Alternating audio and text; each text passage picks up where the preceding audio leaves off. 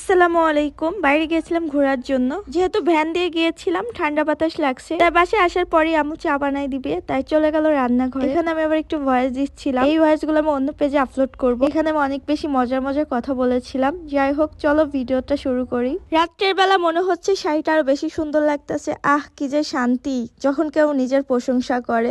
এখন অনেকে আছে এখানে এসে কমেন্ট করবে শুধু মেকআপ করলে হয়, হাতে পায়ে মেকআপ করতে হয়। এই ধরনের কমেন্ট গুলা দেখতে দেখতে আমি একদম বোর হয়ে গেছি। তারপরেও আমার ভাল লাগে। আপনারা যত বেশি পারেন আমাকে মেকআপ নিয়ে কমেন্ট করেন, আমিও রিপ্লাই করব, কারণ আমিও তো আপনাদের মতনই হয়ে গিয়েছি। সবচেয়ে মজার কথা, শাড়ি পরে মাথায় কাপড় দিলে নিজেকে আরো বেশি সুন্দর লাগে, একটা বউ বউ ফিল আসে। তো চলে আসলাম আম্মুর কাছে। তো আম্মু এখন চা বানাবে। আমাদের চাটা কত বড় হাঁড়িতে বানায় সেটা আপনাদেরকে দেখাবো। আমি আগে থাকতে বলে দিলাম, কারণ আমি জানি আপনারা ওইটা দেখে আমাকে ব্যাড কমেন্ট করবেন। চা খাওয়ার আগে আগে একটু পেয়ারা কেটে দিল, কারণ পেয়ারাটা অনেকক্ষণ ধরে এখানে ছিল, অনেকক্ষণ না অনেক দিন ধরেই ছিল, কেটে দিল। পেয়ারাটা ভালোই মিষ্টি ছিল। শীতকালের পেয়ারা একটু বেশি মিষ্টি হয় বর্ষাকালের তুলনায়, কারণ বর্ষাকালের ফলমূলগুলো আমার কাছে কেন জানি মনে হয় পানসে পানসে লাগে। তো এখানে আমরা দুই বোন আর আমার মা ছিলাম, তো আমরা পেয়ারা খাচ্ছি। আর এই যে পেয়ারাটা অনেক বেশি ডাসা ছিল, সেটা আপনাদেরকে দেখাই দিলাম। হাতে গোনা কয়েকটা ফল খেতে আমার ভালো লাগে, কারণ ফল ওইরকম বেশি আমার ভালোও লাগে না, আমি খাইও না। এই যে এত বড় হাঁড়িতে